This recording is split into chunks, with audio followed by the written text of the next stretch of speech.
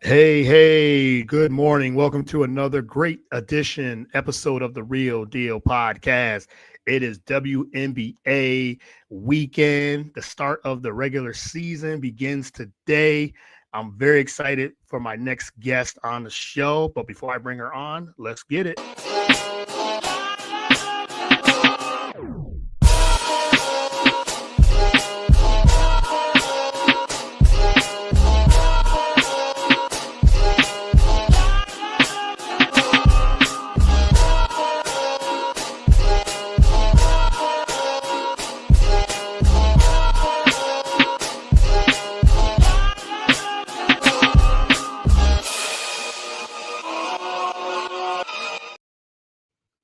All right, welcome to another great episode of the Real Deal podcast. I'm your host, as always, Courtney Harden. Again, glad to be back. It is WNBA weekend. The regular season is finally here, so very excited about that. And like I said, I got a guest here who has been covering the W and is really plugged in, locked in. Love her opinions, her takes, and all that. So before I bring her in, you can follow the show on all the podcast platforms, wherever you get podcasts, whether it's Apple, Spotify, Spreaker. We're on the bs3tvlive.com. We're also on Roku, BS3 Network, Roku channel. Download the app as well. We're on YouTube. You can follow me on all the social media platforms, Twitter, Instagram, Facebook, Blue Sky, TikTok. Like I said, you can follow the show at Get the Real Deal on all those platforms as well. So let me not have my guest waiting too much longer. Like I said, if you follow the W, you've seen her on NBC Sports, former lawyer we're going to get into all her story, turned sports creative. He said NBC Sports on her turf as well. Natalie Esquire, welcome to the show this morning. Really appreciate it. Hey, good morning. Thank you for having me, Courtney. For sure. Thanks again for the time. Really appreciate it. I know you're busy, especially around this time or this time of the year. Things get busy. I know you're on a lot of different platforms and and everything too. So I really appreciate the time. Yeah, all good. Thanks for having me. Yeah, for sure. All right, well, let's get started.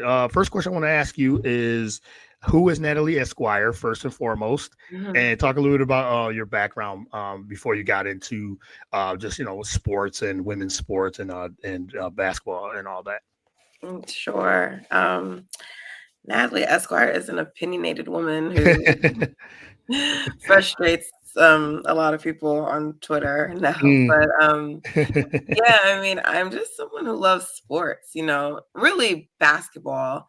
And not just basketball, but like basketball is my first love. And as a Jamaican, of course, I have to love track and field. But yeah, for sure. I like other sports too. But yeah, I'm really into sports. And I didn't initially always envision a career for myself in sports, but I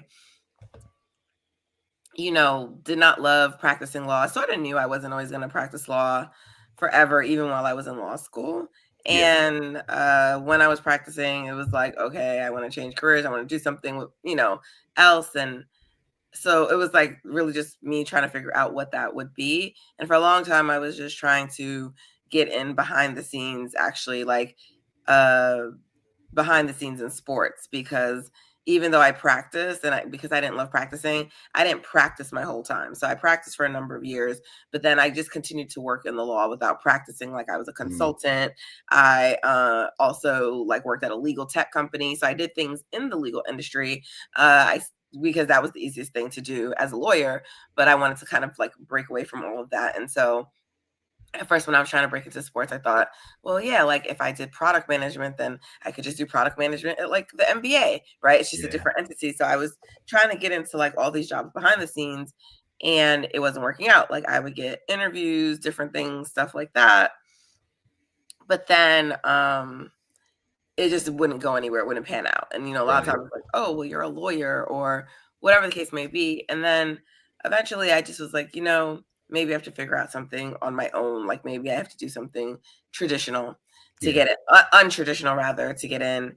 And also at that same time, I had, been on Twitter commenting about, sports and people who follow me and people in my own life, my real life, would always be like, Natalie, you need to start a blog or you need to start a podcast. And I'm like, no, I don't think so. Yeah, I don't think anyone really wants to hear me talk about sports. And so that's really, I just kind of, tell myself no, to be honest. Yeah. And then eventually I did decide to start a podcast. And that was simultaneously with the time that like Spaces had first took off. Like Spaces. Okay. Yeah. So it was like that time. And so like a lot of people were on Spaces, a lot of outlets and entities were figuring out how to utilize Spaces. So I launched the podcast and like Spaces had been going. And I used to like appear in a lot of different spaces. And over that time, I got like a lot of new followers. So between that and then also, doing my own podcast, at some point, opportunities start to open up for me based on that.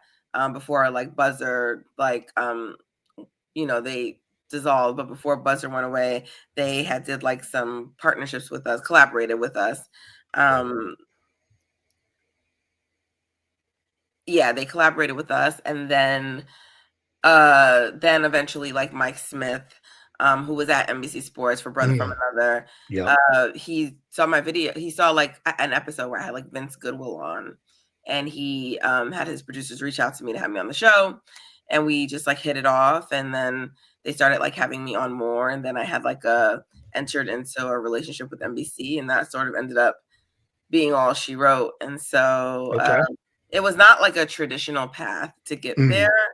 But I do want to be clear that sometimes I see some people who don't know much about me, or even if they think they know me, they're like, oh my gosh, this woman just like tweeted and she like ended up, on TV and she's doing all these things. And it wasn't really quite like that. Like I've been trying to work and get into sports for many years before that happened. And I had also built up a number of relationships. So, which is why I could have someone like Vincent Goodwill on my show. There were a lot of respected media members who would like come on my show. So I would fly out to the Bay Area and establish relationships with like media members out there. So it wasn't just like, oh yeah, this girl tweets, let's have her on. Yeah, pop on. Right. It was a lot of things happening in the background that all eventually culminated in the opportunity. And then I finally got in. And from there, I've been with NBC ever since. I love it. I love that the journey. It's interesting because some people, like you said, people just like to talk and they say, "Oh, there's someone new here on NBC. How did this happen?" And people always got something to say. But you said they don't understand. They don't know you, the background, or what it took to get where you are. And they said it seems like you said you worked, and yeah, you definitely worked hard to get to where you are. And I appreciate that. I appreciate you sharing that story, letting people know, like, look, I've been trying to get on for a long time, and I worked at this. Look, I was doing things in law, and then I had my blogs, I had my Twitter spaces and things like that, and I worked at it. I had podcasts, and I got on. So yeah, you worked your way to it. And you said it's not traditional, but everybody's story is different. So I just love hearing that side of things too. Do you miss all the things of that came with being in law and things like that? Do you miss that part of it? Not at all. I mean, no. I did not enjoy being a lawyer, but yeah, I don't regret going to law school. I regret maybe spending so much money on it because I there are probably some other schools I could have gone to that, a state school, for example, because things like that my debt would not have been as much, because law school is expensive, and it's even way more expensive now than it was when I went. So like, I don't love my debt, but that's just part of going to law school or any or any of those things. But I don't regret my education. I think I don't really think law school prepares you to be a lawyer, to be honest. Like I feel like law school like teaches you a lot of things, like a way to let me not say it doesn't prepare you to be a lawyer, but practicing law and the things you learn in law school are very different. It's like almost similar to maybe if you went to school for production or, because I actually was like a communications and theater major when I was younger. So a lot of those things sometimes that you learn in college or school don't actually always prepare you for the practice of what you're doing. You got to like go in and get like the real life experience. So, but being a lawyer it teaches you how to just think in a very different way. It really sharpens your analytical skills. Allows you to like interpret things in different ways, look at things in different ways, if you really apply the principles. And so I don't regret that, and I think that being a lawyer helps me enter this space in like a very different way. And because I did actually practice, it allows me to talk about things in a different way. Like when I talk about a lot of the race dynamics in the WNBA, that's because I practice employment law and I did things like unconscious bias trainings and, dealt with issues of discrimination and biases, and when people are aware of their biases and when they're not aware of their biases, and things like that. And so that all applies in the media. It applies to like media having biases. It applies to how people see these athletes, and even sometimes when a legal matter does come up in sports, a lot of times I can talk to it and speak to it in a way that others can't. So not that I only focus on the legal side of things, but it allows me a different level of expertise that some may not have. Yeah, I like that. That's interesting because you said you could come from a different perspective and on the analytical side, where if you're in any like debates or just discussions, like you said, you could come from that side of it as well. It was a different way and everything too. So now you said you had with Michael Smith, that type of relationship you had. Talk about how important that is to have those types of relationships in the media, to either just to guide or just to in general, how important that is with connections and networking. Yeah, I mean, it's incredibly important. And to be honest, like Black men have been like really great to me in this space. They've been some of the people who've helped me out the most. They've spoken my name in rooms that I wasn't in. They've come on my podcast. They've given me opportunities to come on their shows. They have done a lot to support me. And Mike is one of those people, but Marcus Thompson of The Athletic is another one. Just they've been tremendous to me. And I'm not trying to say that like women don't help me or, anything like that. But I think women, so like there's so few of us here, it's still, so it's like, this is still a male dominated industry. And even like for Black men, they still go through their own stuff in this space versus their white counterparts. But even though they do that, they still made room and space for me, and there's all these like legendary people and they like follow me or they look out to me, they see me and they see me in person, they talk to me, they treat me with respect. And so that feels amazing. I don't take it lightly. So you need people like that to help you. I mean, no one can get anywhere alone. So, it's not really a thing like these people don't have the ability.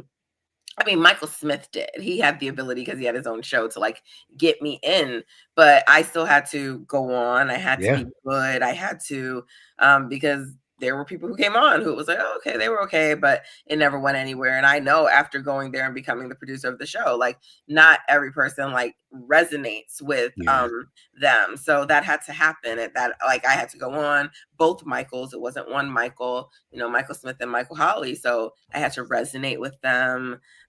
They had to think that I could bring some kind of value to them. And it all just kind of worked out because like their producer, after I'd been on the show, their producer ended up leaving the show like a month or two later. And so that's really what created the opportunity for me to like come to NBC Sports full time, because initially it was just like I had a typical talent arrangement and I would appear on the show when they would have me on. And then when their producer left, I inquired, like, are you guys looking for another producer? And Michael, like, almost lost his mind. He's like, you would produce for us? He wanted a way to work with me more, but wasn't sure, like, what that was yet. And when that happened, it kind of created, like, the perfect opportunity. And we both really felt like we manifested that because it's like, it was time. He like wanted someone like me to be a part of the show. And I was finally looking for like a permanent full-time role in sports. So it just sort of, things work out when they're supposed to. When they're supposed to, yeah. They definitely do. And I agree. I think networking and connections has a lot of benefits to where to help guide where you wanted to be and everything too. So yes, let's talk about NBC Sports, and then we'll get into the W. You said your role at NBC Sports. Talk about what your day to day looks like. I'm sure it varies and different each and every day. I'm sure, and just busy, staying busy. Yeah, I mean, I really don't have a traditional role from the moment I came in. As a general matter, like most places, like if you're in production, you're in production. If you're talent, you're talent. And then there's like a lot of different other things in between. And my initial relationship with NBC Sports was a talent arrangement. I appeared on camera. And so but I wanted to like transition into sports fully. And so, like I said, when the opportunity arose for me to, when one of their producers left, I inquired about it. And, when you're in production, I mean, I think most people understand like what a producer is, but there are different kinds of producers. Yeah. I should make that clear. And so when I joined Brother from Another, like there was still another producer. The show always had two producers. And so my role as one of the producers was to be more of like a social producer. So making sure like the social account, like posting the clips and stuff like that. And it was really a broad description. Like no one really like Michael kind of gave me his vision for what he wanted, but it was all very loose. It was just like, yeah, we just know that like you're the producer Michael wants, so we're gonna like get you in here. So it wasn't really a super defined role for me initially, but it was always that you're gonna come in and be our producer and you're going to still come on the show. And what that looked like varied from time to time. It would be like me, it evolved eventually into me having like my own regular day that I just was on the show without the Michaels. But obviously I filled in for them a lot as a co-host if I needed to. There were times they turned the show over to me even before I joined NBC. That was one of the things they had me on with the hoopstresses, and that's a number of like other women who talk basketball that I work with and collaborate with. And they turned over, there was like a hoopstresses takeover. So, so there were times I'd be on their show as a host, as a co-host, or as a guest to talk about a particular subject. And then I was responsible for like all the social clips and the social posts. I also was like a liaison between our show and digital, because it's not a linear show. So it was a streaming show. So it was a show that appeared on Peacock, and then also simultaneously it was a podcast and audio, and it also was on Sirius, and also it was digital as in YouTube and on the website. And so there's multiple channels where the show appeared. And so I was like a liaison for all the groups where our show appeared in other places to make sure like, okay, something, on Sirius, that if we were going to be having like a big guest on, that they knew that guest was coming. And, with the digital team, we were a really unique show at NBC Sports because we're a Black show. Yes. And I think, love that. I think that's important to understand because yes, we're a sports show, but we're a Black show first. Like we're a Black show that talks about sports. Talks about sports, we're not just a sports show. And that does mean something different because there are things that like if we're talking about, Lamar Jackson and why no team wants to sign him, the way we're going to talk about that subject is different than the way the other shows are going to talk about that subject. Yep. And when there are issues of race and matters of race, we were the only show that were really going to tackle those. And even if other shows did tackle it, it was going to look very different than the way we tackled it. And so it's things like that. So when then the show would have to get published, for example, a lot of times I would need to work with like our digital team to make sure the framing of the show was correct. A lot of things that people don't think about, like it's things like thumbnails, a lot of times people all the time get upset about headlines, the way something is posted. If you're talking about a sensitive subject, like our show was very like, we are for the culture. And so we use like our vernacular and all those things.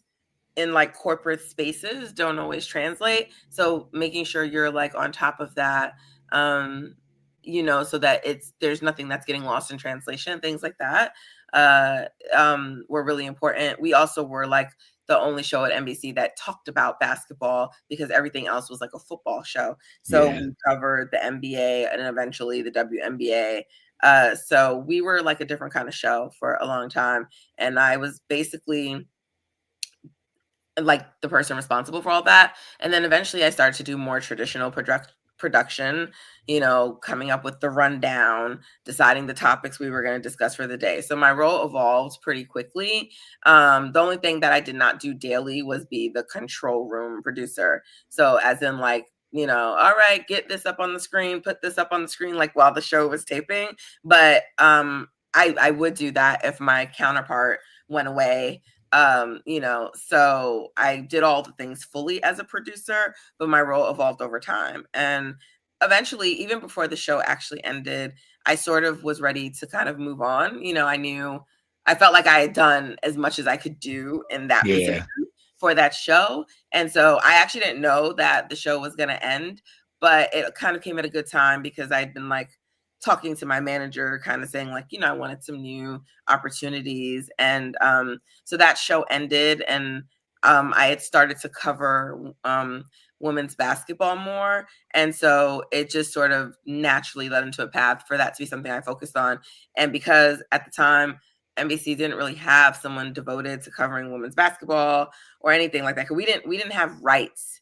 And so I think when people have to realize that when you are a broadcast network and you don't have rights to something, like we are getting the NBA and WNBA starting in October, NBA October, the WNBA next year, but not have rights to those sports. So when you don't have rights to sports, you can't show highlights, you can't do certain things. It's challenging to cover it. And so we didn't focus on sports that we didn't have rights to. So it was like me who's like, well, no, we got to talk about this. We got to do this. So I just took it up on my own. And the thing that I give my manager a lot of credit for is like, he's like, Natalie, he'll tell people like Natalie doesn't like ask. She just goes and does things, she sees it needs to be done, and if it's working out and it looks good, then they're like, yeah, great. Like, let's keep doing it, So a lot of things I just started doing on my own. Like even when I produced Brother from Another, I was like, yeah, we need to, I think, talk about women's basketball more. And they were like, great. I was like, I think it's an opportunity for the show, blah, blah, blah. They were like, great. One time when I hosted the show, it was like an all women's day and we were joking around and called it like Women's Wednesday. And then that's how like our one day of like only having women on the show kind of came about. People liked it. It took off. So the host of their show, they were very generous with their platform. And then my manager, who's the head of production, they've been very generous in supporting me and allowing me to use NBC Sports' platform and On Her Turf to speak about sports in the way that I am best at speaking about it. So they've been supportive in that way, and that's allowed me the opportunity to do things. And now I've just evolved in this space. I've made connections, and I cover women's basketball, and it's amazing. I love it, and I'm looking forward to seeing where that goes. No doubt. I love it. Love that. Like I said, the journey just continues basically. And like I said, a lot of different roles, a lot of different things you're doing. As you said, to see where it takes off and everything too. So let's get into the W. I know what that's near and dear to you, the women's basketball in general, but the W in itself. And I saw your power rankings, and I wanted to ask you. And you said it's fluid. The power ranking is fluid. So and it's like you said, every time you do any type of rankings, there's always going to be some debates and arguments. But he said these are my opinion. This is what I think the season's going to look like and everything too. You gotta. It's interesting that you have to say that. It's like, okay, everybody has a pair. Everybody's going to have different rankings and things like that. Before we get into that, I want to ask you about some big storylines that you're looking forward to in this upcoming season. Yeah. I mean, I think there's obviously the usual ones like the MVP race. I really am high on Nafisa Collier winning Me too. it this year. Yes. Mm-hmm. And it's hard because when fans of like certain stars, like, please be clear that I still believe A'ja Wilson is the best player in the world. And yep. even if Fee wins it, I would not. It's unlikely that I would stop believing that A'ja Wilson is the best player in the world. Yes. But it's more so a few things. And I'm not a voter, so I want to be very clear about that. I'm not a voter for WNBA awards, but there's just naturally, I think, a level of fatigue that happens for voters. And, for the last few years, it's basically been like, there have been some other people in conversations, but it's like A'ja, Stewie, sort of like the same names. I mean, Jonquel Jones had won some, years ago, but it's been like the same names. And so I do think there's a level of fatigue, unfortunately, that comes with the media. But also, I think that similar to A'ja having a chip on her shoulder about that fourth place vote, I think Napheesa Collier is going to come into the season with a chip on her shoulder. I agree. And I don't know if it's hard for me to tell. I don't know if Napheesa honestly felt very disrespected by the MVP conversation last year, because honestly, even though Napheesa was an MVP candidate all season, and for most people, she was like the runner up, like it was pretty clear for like most of the season that like it's Asia's award to lose. And then what happened was after the Olympics, Napheesa Collier came back from the Olympics and she started playing like on another level. It was insane. And that carried on like into the off season at Unrivaled, and she's just been playing like on another planet. And so if she comes back into the season playing like that again, and by the way, like I will never put anything past A'ja Wilson, because like, she came back, because the year that she got that fourth place vote, I thought she was the MVP and should have won it, right? So in a year like that, she came back, and then she came back and did something like crazy where we're just like, bro, A'ja is like on something different. So I never put it past someone to come back. And even though I'm saying I think Fee's going to do this, for A'ja to come back and be like, oh yeah, and like one up us again. So I'm not even saying that A'ja can't win it. And by the way, we're still overlooking someone like Brianna Stewart. And then, of course, I know a lot of people are on Caitlin Clark watch. So, we may get a race this year, we may not. But I just think Fee has the most momentum. I feel like she has probably the biggest chip on her shoulder. I think A'ja, I don't even think A'ja was focused on winning MVP last year, but I do think that A'ja is going to be very focused on like trying to get the Aces back to the mountaintop. Last year, a number of her teammates had injuries. So A'ja had to do more, not saying that like she's not like in other years that she wasn't like holding her own, but she really had to do more last year to kind of carry that team, because, Chelsea Gray didn't start the season right away, things like that. And so I think that like she won't have to carry as large of a load this season. And so that's another reason too why I think it will give the pathway for Napheesa Collier. I honestly think like A'ja's stats will be insane. So it's just, I think it's Napheesa Collier's year. Doesn't mean that if I don't see someone else who's more deserving that I won't state it. There's always someone who could come in as like a dark horse, but like preliminarily coming into the season, I think that it's going to be Napheesa Collier. And like rookie of the year, I know that like Paige is penciled in for that, but I do think like a rookie like Sonia Citron could potentially be able to challenge her. And so I would watch for something like that as well. So those are like some storylines around that. And then of course it's like, well, who's going to win the championship? And I don't know yet. It's early, too early to tell, right? It's really too early to tell. I know people want to pencil in the Liberty, but like the Aces were the first team to repeat in over 20 years. So I wouldn't pencil the Liberty in, because it's not something that happens that frequently in the WNBA. And also I just think with the Liberty, they're going to have, there's some changes to their team, as in they lost some key pieces, even though they got some other players. You have to see like, are those players going to come in and work the same? And then also like midway through their season in June, almost similar to the Olympics, they're going to have Nair Sabally and Leonie Fibic going to Eurobasket. And Yeah. it depends on how far the teams that they play on go, but that can be like up to like 10, like 2 weeks or whatever it is. And that's a long time to sort of lose players like in the middle of your season who Mhm. and players who are really key to what you do. So and then the Aces have a new piece, and the Lynx didn't really like change that much about their roster, but they did lose a couple of players. So their core remains intact, but we got to see it. So they also shot at like a really insane level from the 3-point line last year, and Yeah. sometimes you're not able to repeat stuff like that. So I do think those teams, and of course the Indiana Fever made a lot of changes to upgrade their roster. And so like for me, those are the 4 teams that I think are at least initially the contenders.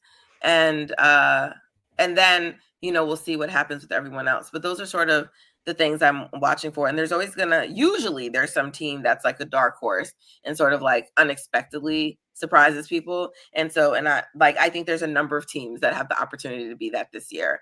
So if anyone goes and checks out my power rankings, please just know that yes, there's a list of 1 through 13, but please read the analysis. It's not like me just coming up with a list, because it breaks down how I get there. And I do my power rankings in tiers. So there's a tier 1, those are the contenders, and then there's like a tier 2. So when people are like up in arms about a lot of those teams in the middle, for me, those teams are interchangeable. Like you can like tell me, no, I think Seattle should be 5, and I'll say, okay, fine, because I think 5 through 7 are interchangeable. Like there's an argument you can make for any of them to be 5, any of them to be 7 right now. But once the games are played and we have more information and we see some of these teams match up against one another, then we'll have a better idea. And that's why weekly power rankings change each week. They're fluid.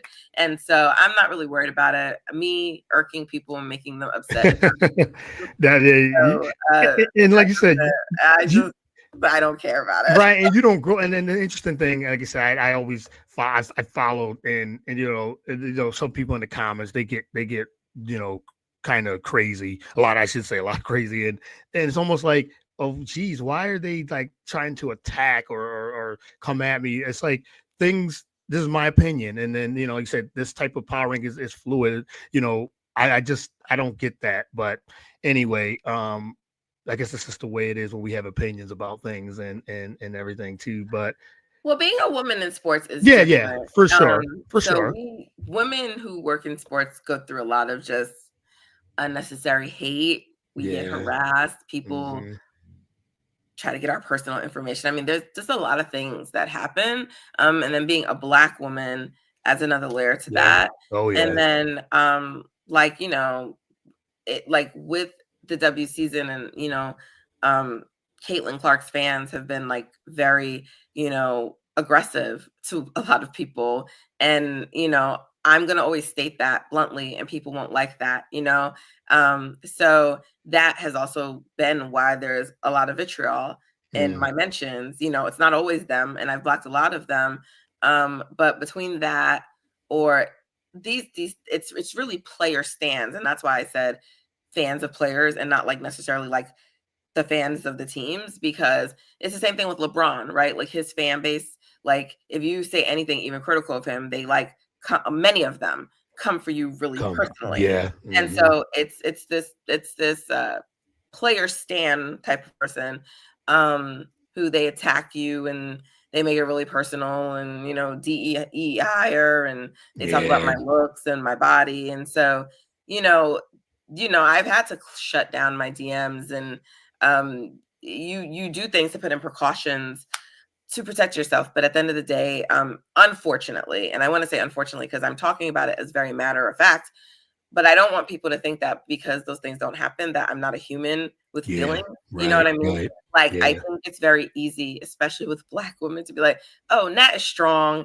She can like, sure, but that doesn't mean that I'm not still human. Got the human side, and I don't have feelings. And also that like whether I'm strong or not, no person should have to like be subject to the things that I am and many other people are. And so that's a really real thing. And I'm not a fan of the mindset of like, oh, there's nothing you can do and that's just what it is. Like, no, we can be better. And I do appreciate people who jump into my mentions, who defend me. I appreciate it, like they don't have to do it. And I don't look at anyone saying you have to, but I do appreciate people who support me in that way and recognize that sometimes people are just like being OD. But, it is unfortunately something that comes with this line of work. And Yeah. I would just tell anyone who wants to get into this space, uh, you can't care about what people think, Yeah. Right. that's really when I was able to kind of do this and take off, because there was a fear. Like anything, fear holds all of us back. I think most people, it's us. It's more than anything else. We often talk ourselves out of opportunities and out of things. And there was like a real fear for a lot of reasons. Like I've been practicing law for a number of years. Oh, I'm going to change careers at this late stage of my life, all these different things.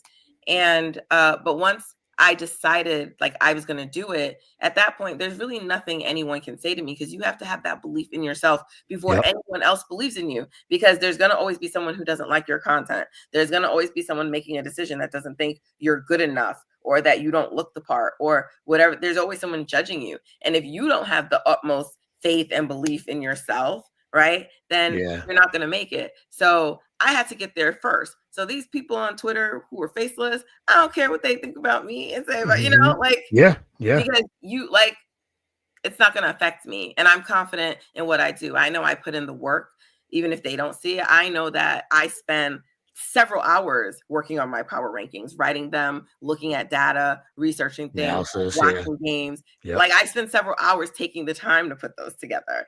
So people can get upset, but I put in a lot of work to get there and write that, even if we come to different conclusions, I did the work.